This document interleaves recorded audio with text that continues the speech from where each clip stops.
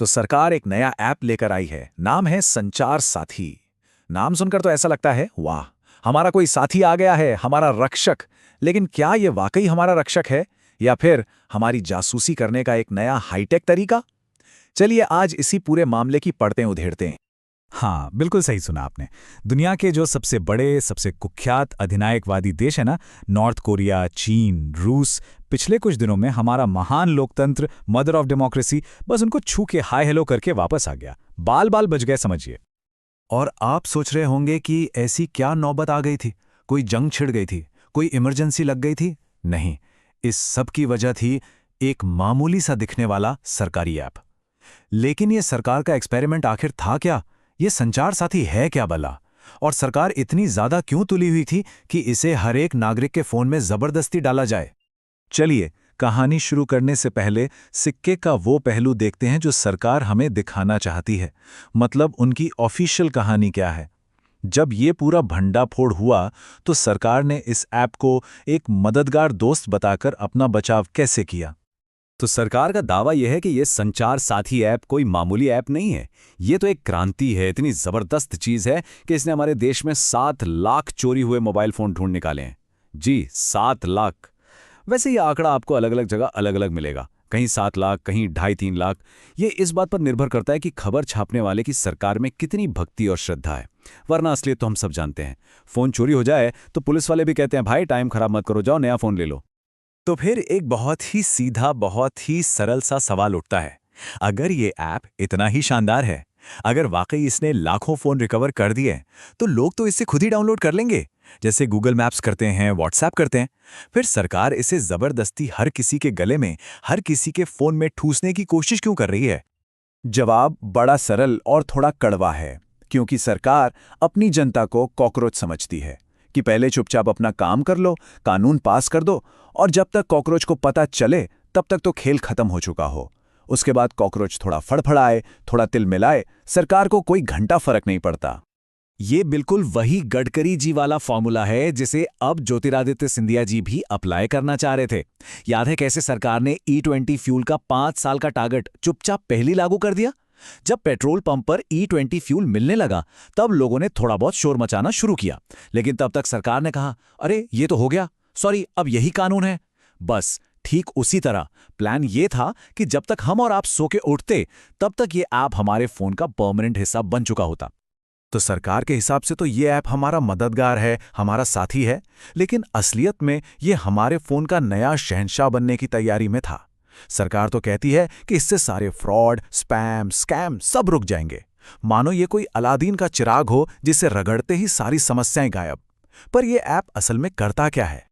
जरा इसकी permission list पर एक नजर डालिए। ये संचार साथी हमारा इतना खास दोस्त है कि ये हमारी पर्सनल तस्वीरें देख सकता है, ये हमारे सारे कॉल रिकॉर्ड्स को स्कैन कर सकता है, ये हमारे मेमोरी कार्ड में झांक सकता है। मतलब फोन के सारे फीचर्स इसके कंट्रोल में। और सबसे अजीब बात, ये हमारे फोन की फ्लैशलाइट भी ऑन कर सकता है। अब इसकी क्या जरूरत पड़ गई ये तो पता नहीं। शायद सरकार को लगता है कि हमारे बेडरूम में ज्यादा अंधेरा हो गया तो टॉर्च जलाकर देखना जरूरी है। जैसे ही ये बातें पब्लिक में आईं, संसद में जबरदस्त हंगामा शुरू हो गया। कार्ति चिदंबरम ने इसे सीधे सीधे पेगासस प्लस प्लस कह दिया। और देखा जाए तो ये पेगासस का बड़ा भाई ही है, क्योंकि पेगासस के जरिए तो सरकार छिप छिप कर जासूसी कर रही थी। यहां तो खुलेआम डंके की चोट पर पूरी निगरानी करने का प्लान था। प्रियंका चतुर्वेदी ने तो इसे बिग बॉस सर्विलांस मूवमेंट कह दिया। मतलब जैसे बिग बॉस के घर में हर कोने में कैमरे लगे होते हैं, वैसे ही सरकार हमारी जिंदगी के हर कोने में झांकना चाहती है। हमारे बेडरूम में, हमारी बातों में, हमारे दिमाग के अंदर सरकार सब जानना चाहती है। तो अब सवाल ये है कि अगर सरकार का प्लान इतना फूल प्रूफ था, सब कुछ तय हो चुका था, तो फिर उन्हें अपने कदम पीछे क्यों खींचने पड़े? यही कहानी में एंट्री होती है कुछ ऐसे रक्षकों की जिनके बारे में किसी ने सोचा भी नहीं था। और विडंबना देखिए, इस पूरे खेल को रोकने वाले और इसका पर्दाफाश करने वाले कोई भारतीय नहीं थे।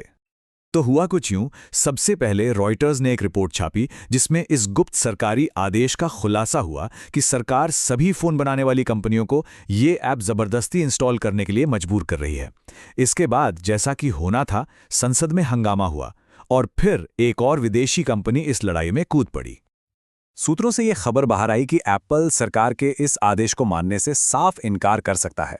अब आप सोचेंगे कि एप्पल के मना करने से क्या ही फर्क पड़ता है, 4-5% का तो मार्केट शेयर है। लेकिन रुकिए, याद कीजिए, सरकार का मेक इन इंडिया प्रोग्राम वैसे भी कुछ खास कमाल नहीं कर पाया है। जो थोड़ी बहुत सुर्खियां सरकार को मिली हैं, वो इसी बात पर मिली हैं कि देखो, हमारे देश में एप्पल के फोन बन रहे हैं। तो इस वक्त सरकार एप्पल से पंगा लेने का रिस्क बिल्कुल नहीं ले सकती थी। जब ये पूरा हंगामा अपने चरम पर था, तो ज्योतिरादित्य सिंधिया जी सामने आए और कहा, अरे नहीं नहीं, ऐसी कोई बात नहीं है, यूजर जब चाहे इस ऐप को डिलीट कर सकता है। और यहीं पर सरकार का दोहरा चेहरा साफ नजर आता है। ये दिखाता है कि जनता को कितना मूर्ख समझा जाता है, क्योंकि जो सीक्रेट ऑर्डर था जो कंपनियों को भेजा गया था, उसमें साफ साफ लिखा था कि ऐप को फोन में प्री इंस्टॉल करना होगा और यूजर उसे बदल या डिलीट नहीं कर सकता। देखिए, ये संचार साथी वाले घटना कोई अचानक से हुई एक अकेली चीज नहीं है। इसे समझने के लिए आपको पूरी तस्वीर देखनी होगी, एक पैटर्न समझना होगा, एक क्रोनोलॉजी समझनी होगी। ये न तो पहली बार हुआ है और यकीन मानिए ये आखिरी बार भी नहीं होने वाला है। पहले आरटीआई एक्ट को ही देख लीजिए, कैसे धीरे धीरे उससे पूरी तरह से खत्म कर दिया गया। आपको अपनी सारी जानकारी देनी होगी, लेकिन सरकार से आप कोई जानकारी नहीं मांग सकते। फिर आया digital personal data protection bill. बातें तो हुई डेटा सुरक्षा की, लेकिन उसमें एक छोटा सा क्लॉज डाल दिया गया कि ये नियम सरकार पर लागू नहीं होंगे। और पेगासस कांड की तो बात ही क्या करें, कैसे पत्रकारों, वकीलों, जजों तक के फोन में जासूसी की गई और पकड़े जाने पर सुप्रीम कोर्ट तक को गुमराह किया गया। और आधार कार्ड को मत भूलिए, कहानी बिल्कुल वैसी ही शुरू हुई थी। पहले कहा गया कि आधार पूरी तरह से ऑप्शनल है, आपकी मर्जी है, मन करे तो बनवाइए। और फिर धीरे धीरे वही ऑप्शनल चीज कब कंपलसरी बन गई पता ही नहीं चला। आज जन्म से लेकर मृत्यु तक हर काम के लिए आधार जरूरी है। ये एक पुराना आजमाया हुआ तरीका है। अगर आपको अभी भी इस ऐप की गंभीरता समझ नहीं आ रही, तो बस ये देखिए, दुनिया में सिर्फ 3 और देश हैं जहां सरकार के आदेश पर ऐसा प्री इंस्टॉल्ड जासूसी ऐप आता है: नॉर्थ कोरिया, चीन और रूस।